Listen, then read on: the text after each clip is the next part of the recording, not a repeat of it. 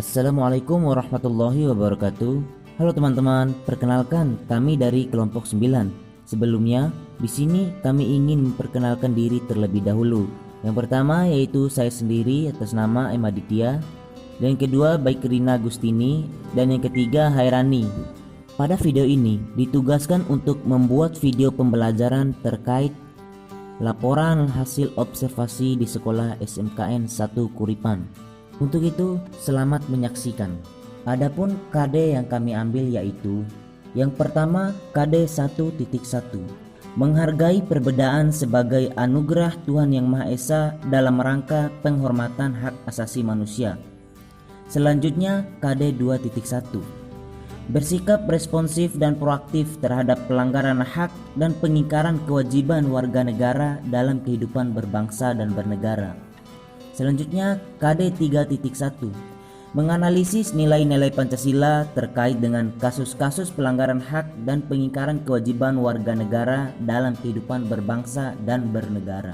Dan selanjutnya KD 4.1, menyaji hasil analisis nilai-nilai Pancasila terkait dengan kasus-kasus pelanggaran hak dan pengingkaran kewajiban warga negara dalam kehidupan berbangsa dan bernegara.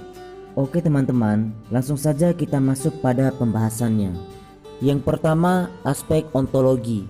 Ontologi dari hak dan kewajiban warga negara yang berdasarkan pada nilai-nilai Pancasila yaitu 1. Konsep hak dan kewajiban warga negara. 2. Penegakan hak dan kewajiban warga negara. 3. Hambatan hak dan kewajiban warga negara. 4. Pihak yang berwenang dalam mengatasi pelanggaran hak dan kewajiban warga negara. Pembahasan yang kedua, aspek epistemologi. Sumber referensi yang mendukung KD ini, yang pertama, buku paket PPKN kelas 12 pada bab 1, kasus-kasus pelanggaran hak dan pengingkaran kewajiban warga negara. Kedua, modul mata pelajaran PPKN kelas 12 sebagai sumber yang kedua. 3. Materi dari Google Scholar mengenai kasus-kasus pelanggaran hak dan pengingkaran kewajiban warga negara. Yang keempat, adapun melalui berita-berita di sosial media bentuk web yang mengenai pelanggaran HAM. Yang kelima, adapun melalui video, kami menggunakan video yang bersumber dari YouTube ataupun TikTok tentang hak asasi manusia. Dan yang keenam, selain itu juga kami mengambil dari kejadian nyata di lingkungan sekitar tentang hak asasi manusia ini. Model pembelajaran dalam penyampaian KD ini yaitu 1. Hal yang pertama kami lakukan ketika masuk kelas yakni terlebih dahulu menertibkan situasi kelas agar kondusif. Setelah suasana kelas tertib, maka sebelum ke materi terlebih dahulu, kami akan memberikan stimulus kepada peserta didik serta memberikan motivasi-motivasi kepada mereka agar membangun rasa semangat mereka mengikuti pembelajaran.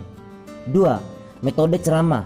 Nah, dalam metode ini kami menerapkannya dengan berceramah atau menyampaikan materi secara lisan kepada peserta didik. Akan tetapi, kelebihan dari metode ini yakni mendorong peserta didik untuk lebih fokus. Kami juga dapat menguasai kelas jika dalam proses penyampaian materi.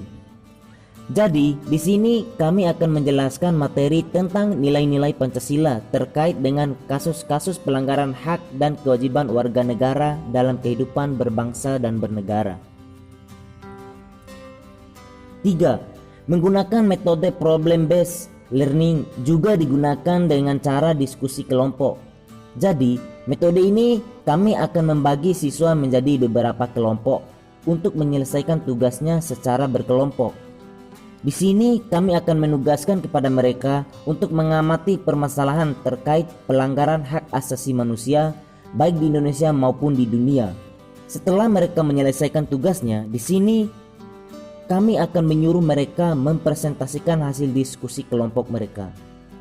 4. Dan strategi yang terakhir ini ialah kami mengevaluasi kembali semua materi sekaligus hasil diskusi kelompok peserta didik yang bertujuan untuk mengetahui dan mengukur hasil pemahaman siswa terkait dengan materi, hak dan kewajiban warga negara berdasarkan pada nilai-nilai Pancasila serta kasus-kasus yang didiskusikan. Pembahasan ketiga, aspek aksiologi. Yang pertama, hak warga negara.